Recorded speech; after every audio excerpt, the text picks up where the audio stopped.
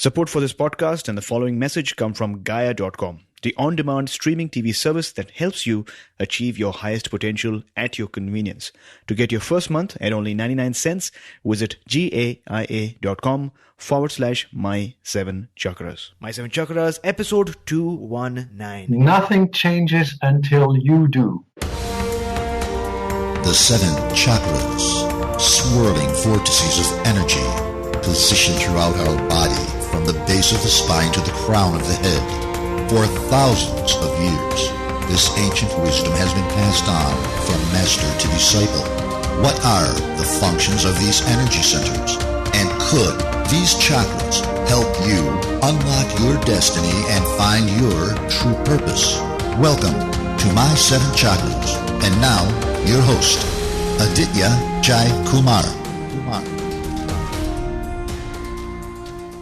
What's up, Action Tribe? AJ here, your friend and the voice behind My 7 Chakras, the show where we explore the secrets of the ancient world so that you can get actionable steps to transform your life. So if you're going through a difficult phase in your life right now, then hold on, because you are going to receive just the information you need.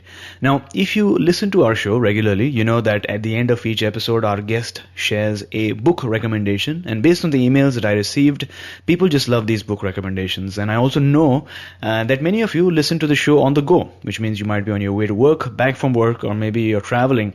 So it becomes difficult to capture these book recommendations. And I've decided to make this easier for you. So I've put together a document containing 21 must-read spiritual books that you will need on your journey, and it's totally free. To download your copy, visit our website my7chakras.com/reading list.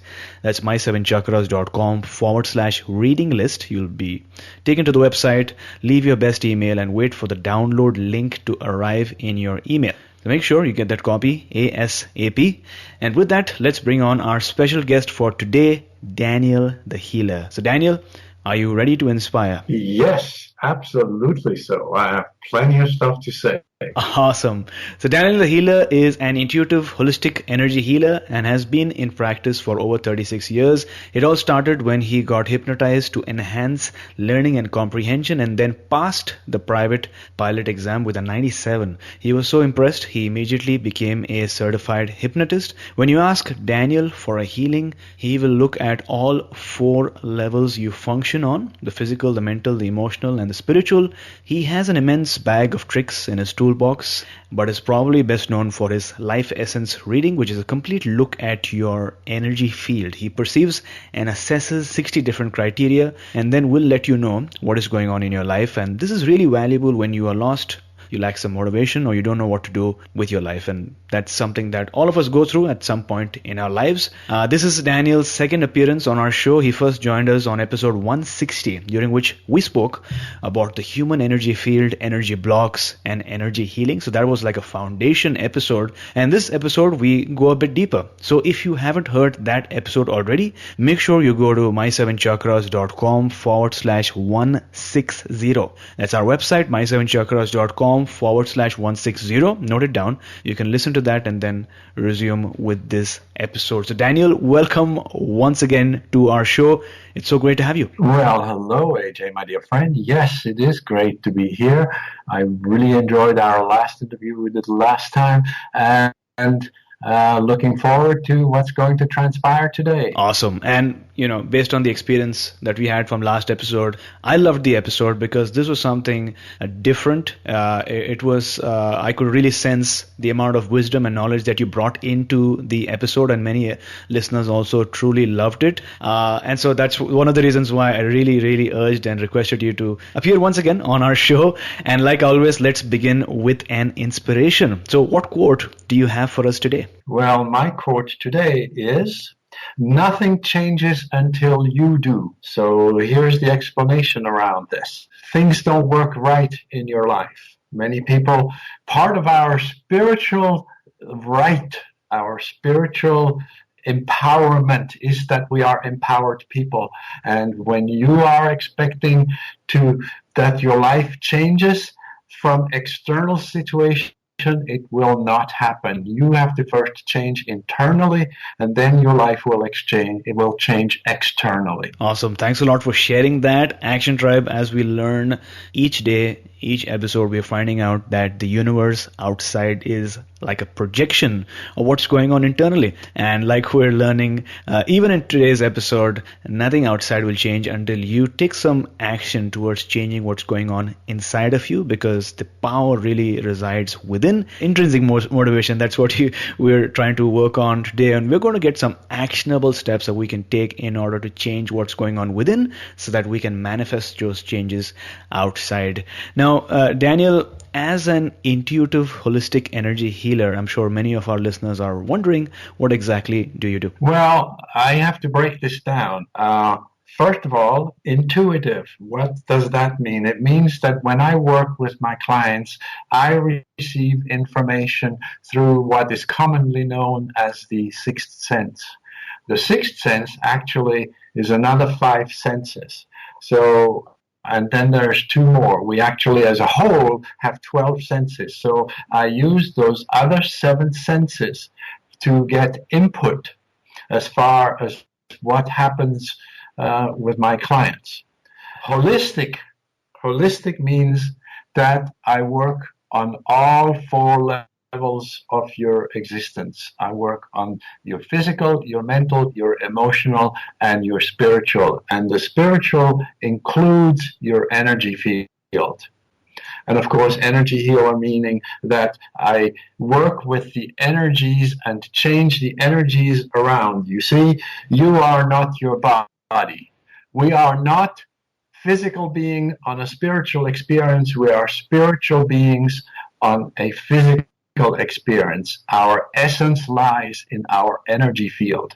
And so I have learned how to intervene in that energy field and make changes that help my clients lead better lives. So that's the long version of intuitive holistic energy healer. Wonderful. Thanks a lot for sharing that, Action Tribe.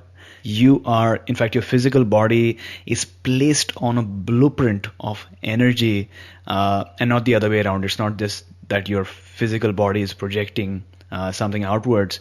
We are spiritual beings having a human experience, as we learn all the time. Now, Daniel, you mentioned that you receive information through the 6th sense, which means that we have an addition of 5 other senses, or 7 other senses on top of the 5 senses that we are so used to. So could you give us a glimpse maybe of these other 7 senses? Yes. There is a higher octave of the lower 5 senses. That's the other 5. And the higher octave, your senses, your normal 5 senses are in the physical. Right. And the higher octave of those senses is actually non-physical. And they are, I hope I remember them all, they are warmth, voice, movement, substance, and I'm missing one. Electricity? Something? I don't. No, that is. So anyway, by using those 5 senses, those extrasensory 5 senses, you can receive information on other levels, and you can access larger spectrum of the general spectrum. You see, in the electromagnetic spectrum, we only perceive within the light. Yeah. But if with these other senses, you also perceive in the infrared. You also perceive in the ultraviolet, and in the sound, you also perceive in the ultrasound areas. So it greatly increases the range that you have available to receive perception. Additionally, there's 2 more senses. One is balance, and the other one is intuition. Balance means that if you perceive something, you perceive something on the physical senses, and then you perceive something in the non-physical senses, and then you compare the 2, and if they are in sync, then everything is balanced and everything is a go. If they're not in sync, then you need to wander further and open up a new inquiry to make certain that all the information that you get is in sync. Got it. So this is really interesting because what you say is what is readily available to us or what is natural to us is stuff within the visible spectrum. But if we take those steps, we begin perceiving in the infrared on one side as well as the ultraviolet spectrum. Now, could you help us understand what is the benefit of really being able to perceive in these ends of spectrums? Well, when you look at the at a kind of a graph of the available spectrum that there is, and you look at what we cover with our physical sense, it's like a tiny, tiny, tiny little sliver. But when you start looking at the other senses, and will realize that just by using infrared and ultraviolet, you like 10 or 20 fold the spectrum in which you perceive. And so it basically gives you way, way, way more information. I'm sure. Now, Action Tribe, as we're learning right now, there are senses beyond that you might have right now. Like we're learning warmth, voice, movement, substance, balance, and intuition. And basically, if you're able to do that, you begin receiving much more information. Now, Daniel, a quick question. Since birth, most of us have these 5 senses that are developed without much effort: sight, smell, taste, hearing, and feeling. Why is that these other senses don't come to us naturally as human beings? Well, they do come to us naturally. Okay. But because when we're born, we're all very, very well developed. But then as we grow up, we're being told that this is not really important, that we need to focus on that which you can perceive in the physical, that which we all can perceive together. And so we tend to lose the connection to them. It's not that we don't have them, it's like you never use your arm, so your muscle will atrophy. Right. And That it's makes the same sense. way. The sense atrophy, and then later on, if you get back into it, then all of a sudden you realize, yeah, I guess I'll have to do more exercise and rebuild the strength in this particular atrophied system, and for you to be able to use it properly. So it's like do it and you will expand it. Got it. So when you get these additional senses, do you sort of feel a sense of familiarity? But because like you pointed out, it's not like we're acquiring it, we're sort of remembering it. Isn't that correct? I totally forgot the time when I used them earlier, so no, there was no familiarity. I really had to work at it. I had to use them every day. I had to do exercises. I had to work with it so that they would redevelop. Got it. So I know that we can talk about this for hours and hours together, but just to give our listeners a sense or an idea, what is involved in acquiring these senses? Like, what would it take in order to get there, so to speak? You need to challenge yourself. You need to, a very simple example is the phone rings, and instead of you just, picking up the phone and hello, or looking at your caller ID to figure out who it is, you first take a few seconds and you say, who could that be? And you allow yourself to receive information, so to speak, from a place where you normally would not get information. Who could this be? And you just take 3 to 5 seconds. Of course, you don't want to miss the call, so you still want to pick up within the time, and then say hello and see if you had an impression of who that could be. Right. Anything that you can verify in a short period of time. Anything that you can verify. You think about it and you say, how would that possibly unfold? How would that possibly come into being? Who's ringing the doorbell? Who's at the door? I'm going to choose, if you travel to work every day, rise through the roof in your imagination. Rise up Okay. half a mile and look around, look at the traffic and see if there's any blockages in traffic. And then go out there, go to work. And maybe if you felt that, this particular highway was blocked, maybe you want to go there and see if it actually is blocked. Or you want to go another way so that you're not involved in this blockage and get to traffic and get to work soon. So just use your imagination to see how things in the future that you can verify will play out. Wonderful. That sounds like a really actionable step that people can try out right away is if you get a phone call, without actually missing the call, take a couple of seconds to visualize or to imagine or to think who that might be, whether it's a phone call or maybe somebody is at the door or maybe on your route to your office. It's sort of like a spiritual exercise, like you go to the gym, workout, but this is like a different sort of exercise. Daniel, I want to go back to the very beginning. How did you get into energy healing? How did it all begin for you?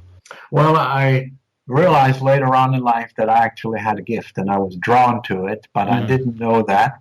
And so there was this situation, and you talked about the hypnosis. Right. There was this situation where I had a difficulty learning. And so a friend of mine suggested, and that was like over 40 years ago, why don't you go and see this hypnotist? And I did. I went and saw this hypnotist, and in 45 minutes, he relaxed me. He brought me down to a quote-unquote receptive state. He gave me some what they call post-hypnotic suggestions. And then he brought me out, and he said, okay, session's over, goodbye.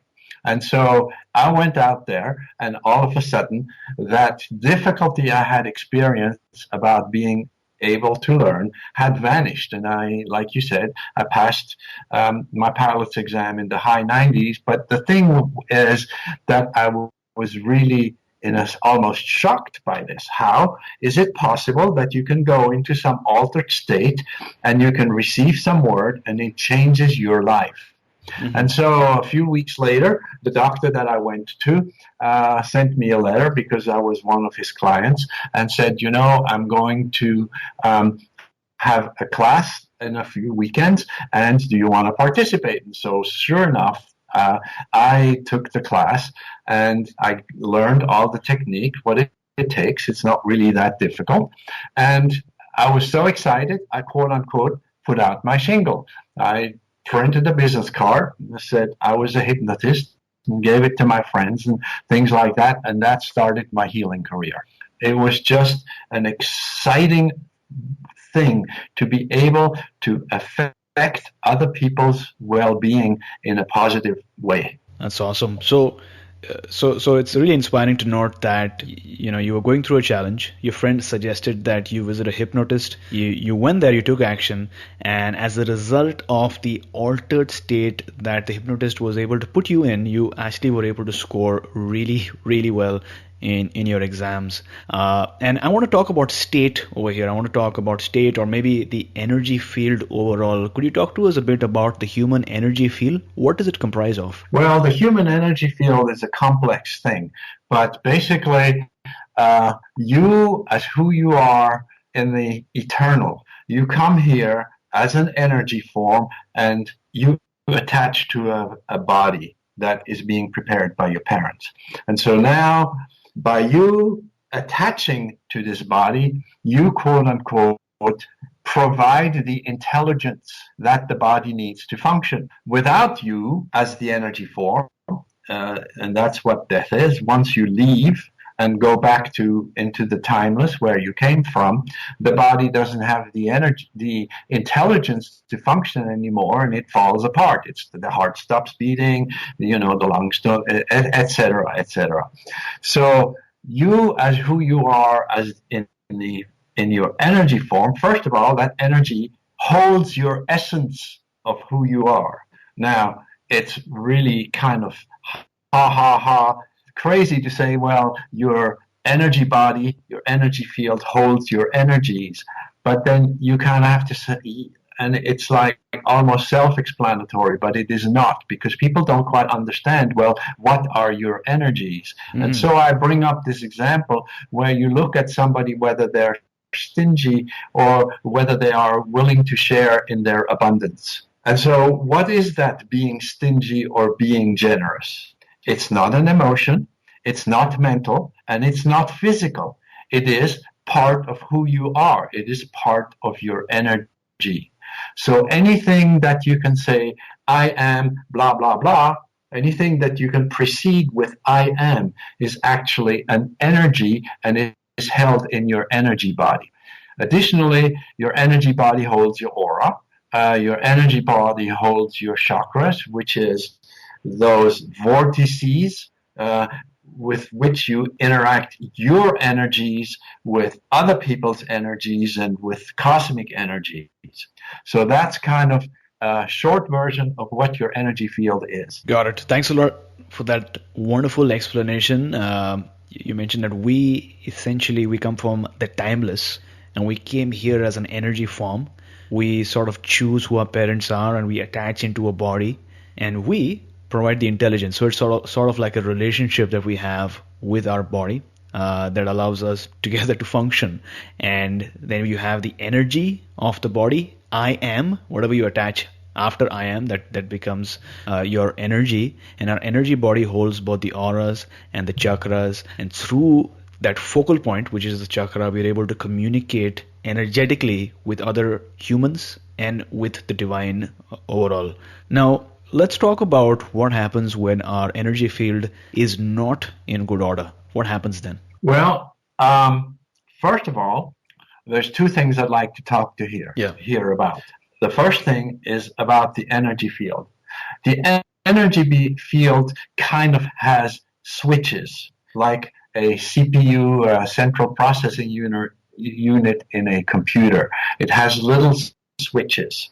And so when your energy field is not in good order, when it is disturbed, some of these switches may not be set right. And so you think you have an intent. You use like your energy field when you pray, when you communicate with the divine. You have an intent and you ask the divine, and I'm just going to make here an example. I really would like to be healthy. Yeah. But some of these switches are misset.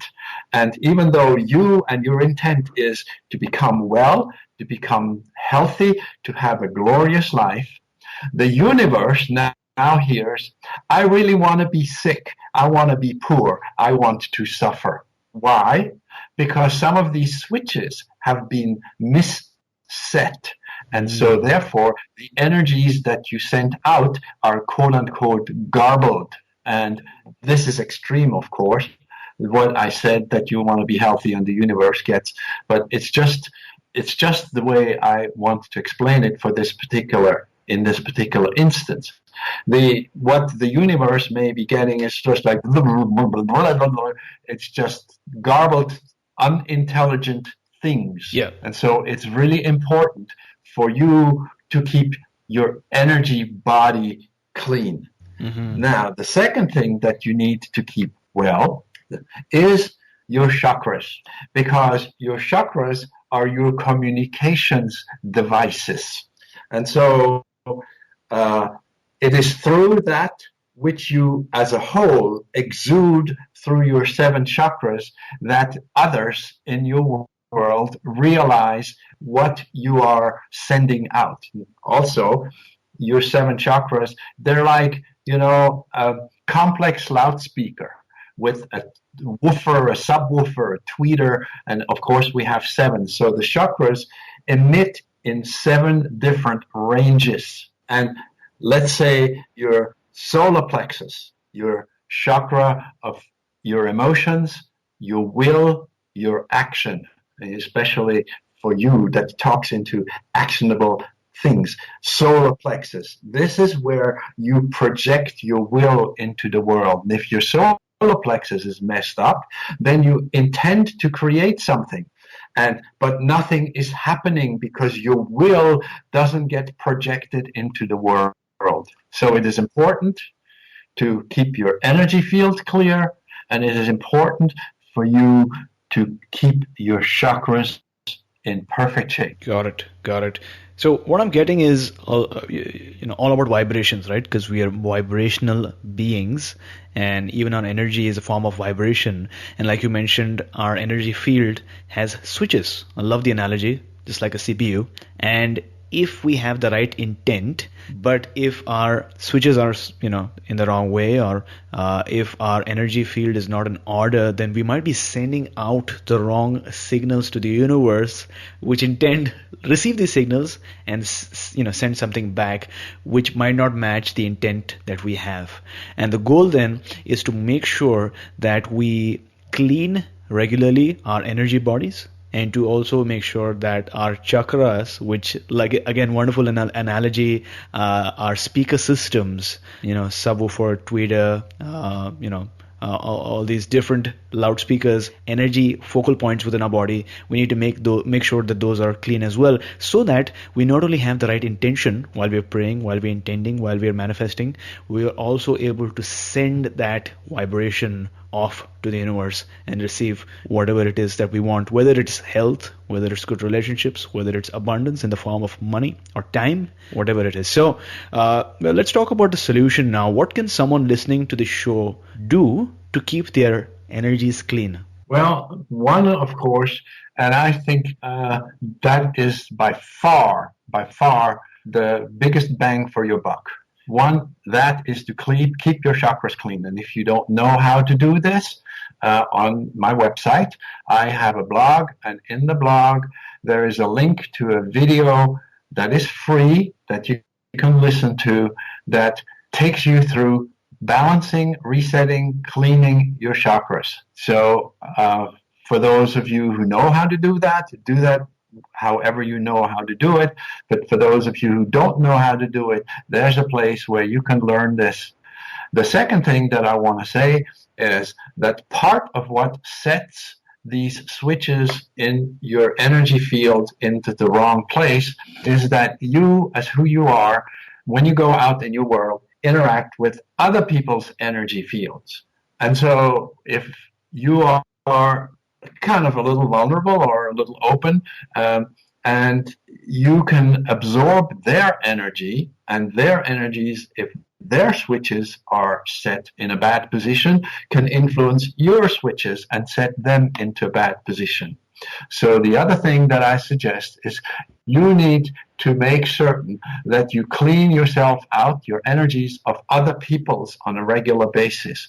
And so as you take your shower or your bath, and your intention is for you to clean yourself up physically, you take a moment under the water stream and you intend, you have that thought that this is the new intention. You intend that the stream of water will also clean out your energy field. And so now and it takes maybe 10, 15 seconds, you have the intention, and then you pay attention how the stream of water coming down is like picking up those little gray cotton balls of energies, and they all go down the drain, and so that you come out not only physically but also energetically clean. And this is strictly done. There's nothing you have to do specific. It's strictly done by you intending first that is what the water is going to do, and then paying attention on how the water is doing that. But it's all happening in your imagination. So there you go, Action Tribe. Energy cleansing does not have to be complex. It's very actionable, and you can even try it out the next time you take a bath or a shower. So, Daniel, what is the heart love activation then? Is that something similar? The heart love activation is also something I have available. It's free. It's on the website. And the heart love activation is something that you do to run your energies correctly. You see, just because you have an energy body doesn't mean that the energies are being run correctly. Everything in our universe puts out more energy than what it takes in. Just look at a dog. It will love you to death. You went to work, you come back home, the dog is all excited, will lick you, will jump up on you. Is like your totally unwavering friend. All the time, all the time. You can beat up your dog, and the dog will love you and love you. So everything, the trees, the plants, the animals, even our planets and other planets give out more energy than they take in, except for humans. And humans don't do that because they've been trained into an environment of scarcity and lackfulness. So humans continuously look, well, where's mine? Where's mine? And they suck in energy from their environment. Well, unfortunately, when they do that, as they suck energy from their environment, they also suck a lot of bad energy that is there. And so the heart love activation is actually a way to run your energies differently, to receive energy from your life force, to receive energy from the earth, and these two energies mix in your heart, and then you can continuously send out more love energy than what you're taking in. And that's what the heart love activation is all about. And when you do that, your life will become charmed. Got it. So, implied in the name heart love activation is the fact that there's a lot of power in the heart, right? So, could you give us a glimpse or an idea of the power of our heart? What's the role of our heart in the grand scheme of things? Well, in the grand scheme of things, the physical heart, of course, is your pump that moves the circulation around. But we also have an energetic heart, which is your heart chakra. Well, the heart chakra is the center chakra of the three below and the three above, making it the seven. And that's where you, as who you are as a human, and you who you are as a divine being, that's where it comes together. The heart, of course, deals with everything surrounding the energy of love. And in the heart, there is a chamber that, quote unquote, manufactures love. It creates love, the love energy. We, as a divine being, have the capacity to create out of nothing. And so by feeding yourself with the energies of the life force and feeding yourself with the energies of the earth, the red and the white, in the heart, that mixes together and creates the energy of love, which is pink, that then you can radiate into your universe. I didn't think about that. So you said the red and the white, which is white, I guess, is more towards the crown chakra, associated with the crown chakra. Yes. The red is more towards the root chakra, but they mix and form pink. Because always you should think, why is the heart chakra associated with pink? Because I have a rose quartz crystal, which deals with the heart chakra, and that is pink. But this totally makes sense now. So thanks a lot for sharing that important idea. Yeah, now the color of the heart chakra is green. Yes. That's the vibration on which it vibrates. But that which the heart chakra produces, which is love, is pink. Got it. So this speaks to the power that and the role that our heart plays in the grand scheme of things, because we at present find ourselves on the earth, and so we have this existence for a period of time on the earth. But at the same time, like you shared, we are timeless beings as well. And so the chakra where both these existences sort of come together is the heart, and that's where all the power resides. So now another topic that you often speak about is psychic protection, right? So my question is, why do we need psychic protection, and also how do we know that we need it? Well, you look at your life. I'm going to cover the second question first. You look at your life and you see how things unfold, whether you're happy and enjoy and content and things like that. And if you're not, then you wonder why. Well, if your parents just died a couple of weeks ago, you're going to be sad. That is a normal response because you lost a loved one. So, but if you are continuously doing poorly and you have absolutely no idea why, you wonder about it, you look at your life, um, you are basically happy and healthy and upbeat, but things at work always don't work out. Maybe there's something wrong in your energy field, and maybe that something which is wrong in your energy field is because you are being influenced negatively by somebody else. And that, of course, would show up on the psychic energetic realm. And so what you need to do, you need to protect yourself, so to speak. You need to make certain, for instance, that your aura is nicely egg-shaped. Because if your aura is not nicely egg-shaped, then you will your ego will not function properly, and you and your outside reality will bleed. It is that egg-shaped that in particular creates the circumstance where you, who you are as an individual, and the rest of your world are separate. And so I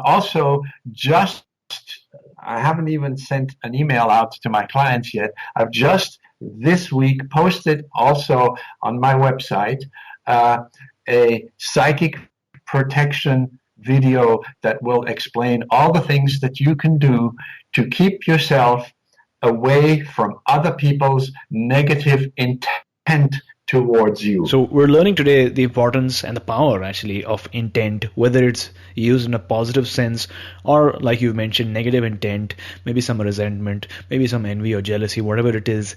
Energy has power, and if you want to really make the most out of your intent and efforts, then it makes sense that you cleanse your aura, you cleanse your chakras, as well as you ensure that your aura is in the egg shaped, so that you're able to progress. Now, Daniel, you often say that we ourselves are responsible for creating our own reality, correct? Yes. Could you elaborate a bit on that? Yes. So we all create our own reality. Now, this is somewhat complex. We also have three minds. We have the conscious, we have the subconscious, and we have the unconscious mind. The conscious is that which you're aware of, the subconscious is that which you are semi-aware of, and the unconscious is, just like it says, your unconscious mind. You are not conscious of that. And it is your largest mind. It holds all of the consensus. So it is through that unconscious mind that these things that I'm going to bring up now are being projected into this world, and that it comes back to you. So these are the actual things that you need to have lined up properly for your reality to line up properly. And these are your beliefs and attitudes, your thoughts and feelings, and your choices and decisions.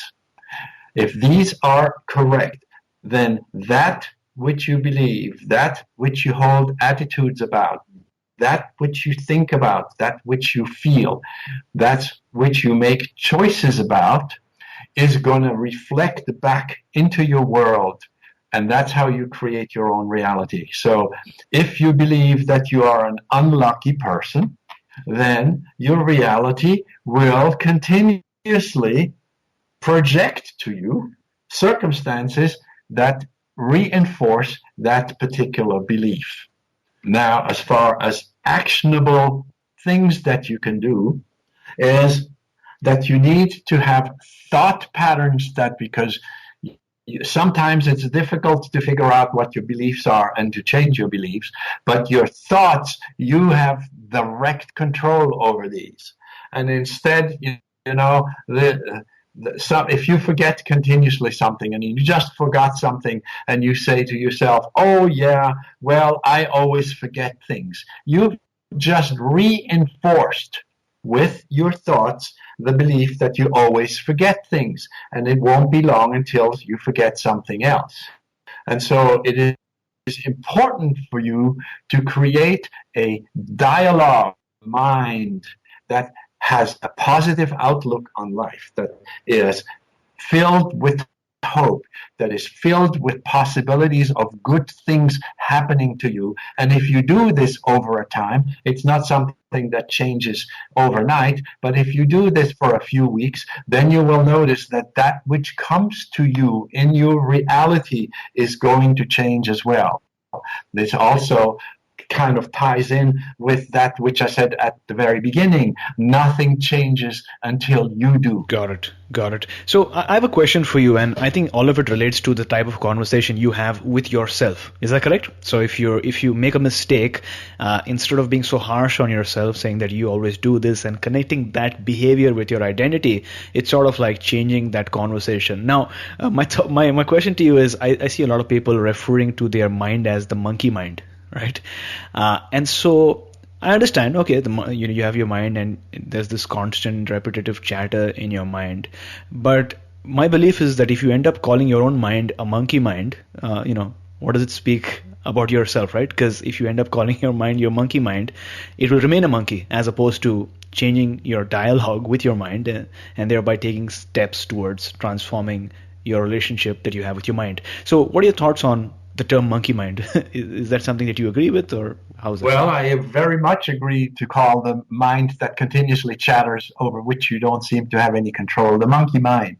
And so this is something that has evolved in our upbringing, because we're not being taught that basically the mind is our servant rather than we the servant of our mind. And so it is important, and that's really where the tire hits the road. It is important to start practicing mind control. Now, you can practice mind control by taking time, maybe 3 to 5 minutes a day, where you train your mind, because the mind in its natural state is like an obedient dog. You say sit, and it sits. You say lay down, and it lays down. And so the mind is supposed to think what you want it to think, and not what it wants to think. And so you have two ways to do that. The first and easier way to do that is by getting into repeating mantras. A mantra is something that in a meditative state you repeat, that has maybe they're charged words because they've been spoken for a long time. But you can create your own mantras. You can say for 2 minutes in your mind, I love myself, I love myself, I love myself, I love myself, I love myself. Because as you're saying this, your mind cannot do whatever it wants to do. You're starting to train it that it's now those next 3 minutes, that's all you're going to do. You're going to say, I love myself, I love myself. And once your mind is learning that you're kind of telling it what it needs to do at your command, then the next step would be to learn to be in silence, where there is nothing going on. It is absolutely silent in your mind. And if you can do this for more than 15 or 20 seconds at a time, you're at a point where you have controlled your mind. And then if your mind starts to la da da da da, and this went wrong, and that, no, that's not what we're going to think about. We're going to think about how much fun we're going to have Saturday night at the party when we're going to be there. And so now you get and you intend and you pay attention to these new thought patterns. And if you can do that at will, then whenever you're in a bind and you start to talk negatively about yourself, about your capacities, about your environment, about blaming others for your misery and stuff like that, you can turn it around and go and think the right thoughts, and that will create changes in your life. So there you go, Action Tribe. Mantras really work, whether you call them mantras or incantations or affirmations. What they do, as we're learning, is they help your mind focus on just one mantra or one chant. And what I do, Daniel, is I use a Buddhist chant, which is Nam Myoho Renge Kyo, Nam Myoho Renge Kyo. And for me, what that does is it helps me not only focus, but it also, the vibration that I'm able to emit as a result of chanting these mantras, it sort of reverbs my entire body, and by the end of this session I feel much better. And do you know what that means? So based on what I know, Nam Myoho Renge Kyo relates to the mystical nature of the universe and the cause and effect, right? So no matter what you're thinking right now, it has some effect. Either you'll see it manifested right now, or maybe a month from now, or years from now. In the same way, any action that you take today, you'll see repercussions. The only difference is that manifestation might be today or in the future. So Nam Myoho Renge Kyo is, based on what I understand, is repeating the idea of the cause and effect through the power of sound, through the power of your voice. Oh, that's fantastic. I don't know if you remember Muktananda, but his one was Om Namah Shivaya. And these are 6 sounds, Om Namah Shivaya. And these 6 sounds open the lower 6 chakras. Sound is so healing. If you listen to the right sound, obviously, and all these chants, and as we are finding scientifically, are able to help us tune in to the right energy, to the right frequency, and thereby, as you've mentioned, open up our chakras and cleanse them. So thanks a lot for sharing, Daniel. Action Tribe, to access the show notes for today's episode, visit our website my7chakras.com/219. That's my7chakras.com/219. And before moving on, a word from our sponsor, Gaia.com. Explore the vast traditions of yoga with the Gaia original series Yogic Paths. Filmed across India, the 13-episode series captures the beauty of mystical Indian landscapes and never-before-seen ashrams while taking the viewer on a journey through the many traditions of yoga. While the practice of physical postures called asanas is most well known in the West, understanding the full scope of this rich and varied tradition gives meaning and power to the yoga that we know today. Action Tribe, since you're listening to this show, it's clear that you are interested in topics such as chakras, yoga, and self-realization, and you know exactly where to go for audio content and interviews. And I sure hope you feel this way about our show, My 7 Chakras. But where do you go if you want a streaming TV video service with the same values and similar content? The answer is Gaia.com. To start watching this show, The Yogic Paths, as well as get your first month at Gaia for just 99 cents, visit Gaia.com/My 7 Chakras. That's GAIA.com/My SEVENCHAKRAS. Action Tribe, I hope you're digging the episode so far and taking notes wherever required. Before we move on, I want to take a few moments to talk about the concept of emotions. You see, everyone experiences emotions: love, worry, fear, maybe some doubt, gratitude, compassion, or some depression. The question is, are you in control of your emotions, your thoughts, or it's the other way around, or your emotions are in control of you?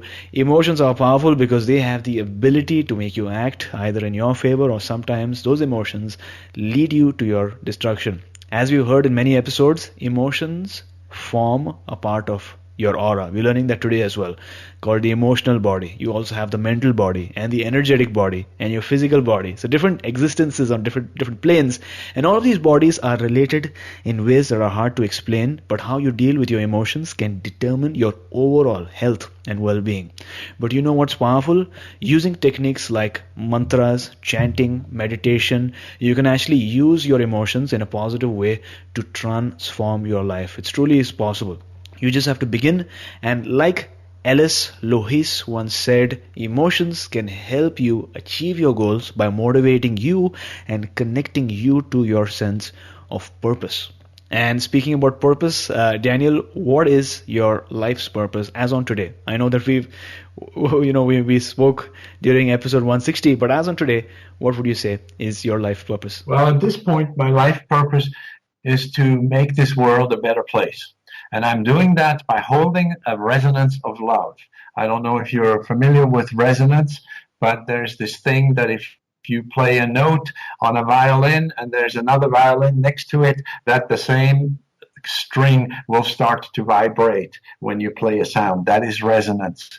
And in in the system of resonance, if you hold the resonance, then the rest of the world has to come and meet your resonance. And I'm holding a resonance of love, of compassion, of caring, of well-being for everybody in this world. Well, thanks a lot for sharing.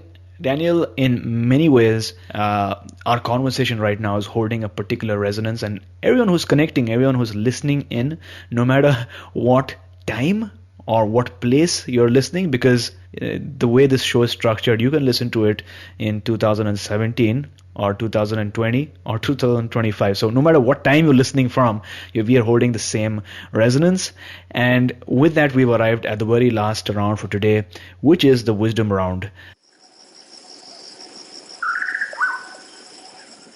Which comprises of 4 questions that have 4 action-packed answers so that our listeners can take note and take action. So Daniel, what is one piece of advice, the best piece of advice that someone has ever given you? Well, it was from a banker, believe it or not. I was in a group. We were 5 partners in a business, and I was the only one with good credit. And so in my usual exuberant way, I said to the others, okay, because we needed funds to expand the business, okay, I will just, put my credit on the line and I will borrow in my name. And when I told the banker that, he said, no, don't do that. Because if something goes wrong, then you're responsible for the debt of all the other 4 partners. And so I didn't. And sure enough, we went out of business very soon afterwards, and I was very happy that I didn't have to pay for their share of the debt. Name a personal habit that keeps you strong. Well, we talked about that already, but I do the heart love activation every day. I've done it for the last 9 years, and it just keeps me going. It allows me to live in this world full of bliss and joy, and I know for certain that the universe loves me. So as on today, these days, what is your morning routine like? First of all, when I wake up, I immediately express gratitude for having, quote unquote, another day. Then I get and have conversations with my spirit helpers, and we're kind of laying out what I expect from the day, but also what I expect from the next 3 months, from the next year, and from the rest of my life. Then I tune into the energy that comes out of my heart, and I express a desire for the world to be better. And then I go about my day, I get dressed, I clean up. I now, as of recent, have a pad on which I lay that has electromagnetic energies that come through your body that charges me up, and it charges me up for the rest of the day. So I do that, and then I come down in my office, I look at the world news, I look at if there's anything that is within the realm of my power that I can change in this world. So I feel that I need to be informed about the world, and then I basically start my workday. And also name a book that you'd like to recommend for our listeners today. The book that I recommend is called Pronoia. It's very interesting, but it is a book filled with things that you can think about instead of being in paranoia. So if you're a person that is paranoid, and it doesn't have to be an illness, but we can be paranoid in the sense, oh my God, what is the boss going to talk to me today about? And worry. Paranoia is a higher octave of just simple worrying. If you are a worrier, then you can get into this book called Pronoia, and you can read little paragraphs here and there, and it can change the way you perceive reality, and it can definitely stop all the worry and paranoia that you have. So Action Tribe, I know how much you love our book recommendations, and based on what I know, Many of you get these books as soon as you hear them shared on our show, and that's why audible.com is offering Action Tribe one free audiobook download with a free 30-day trial so that you can get to check out their service. Now, in case you don't know, Audible has over 180,000 titles to choose from for your iPhone, Android, or Kindle, including bestsellers like The Chakra System by Anadea Judith, Autobiography of a Yogi by Paramahansa Yogananda, and A New Earth by Eckhart Tolle.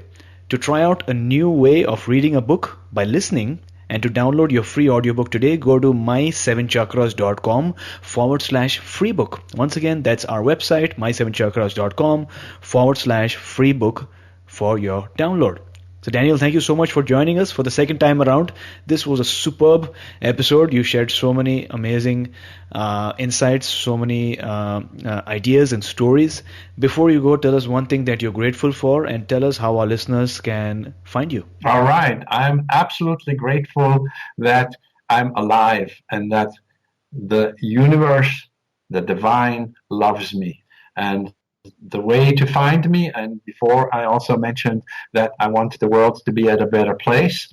I want everybody that knows about this. I pray for people. I pray for people's well-being. I pray for people's healing.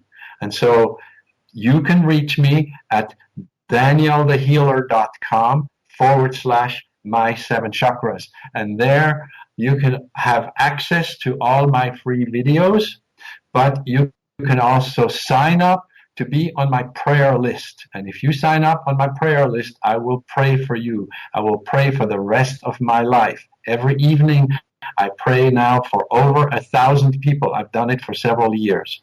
So you can connect with me, danielthehealer.com/my7chakras. So there you go, Action Tribe. If you have found even one piece today that changed the way you were thinking, or maybe you had a total shift in transformation, then make sure that first of all you go to the website danielthehealer.com/my7chakras.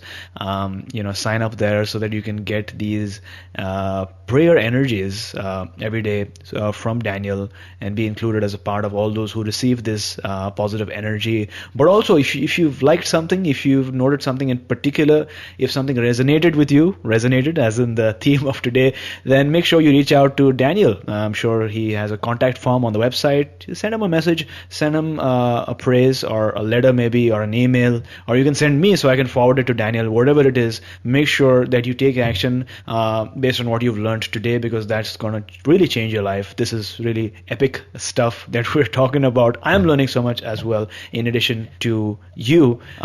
Daniel, thank you so much for coming on our show, talking to us about energy healing, about intuition and our multiple senses beyond the 5 major senses, and taking us really one step closer to a human revolution. Oh, you're most welcome, and thank you too for having me on your show. I'm very honored, and I send everybody that is listening, I wish you all the best. You are listening to My 7 Chakras. Go to my7chakras.com. Download your free gift, get inspired, and take action. Transform your life today.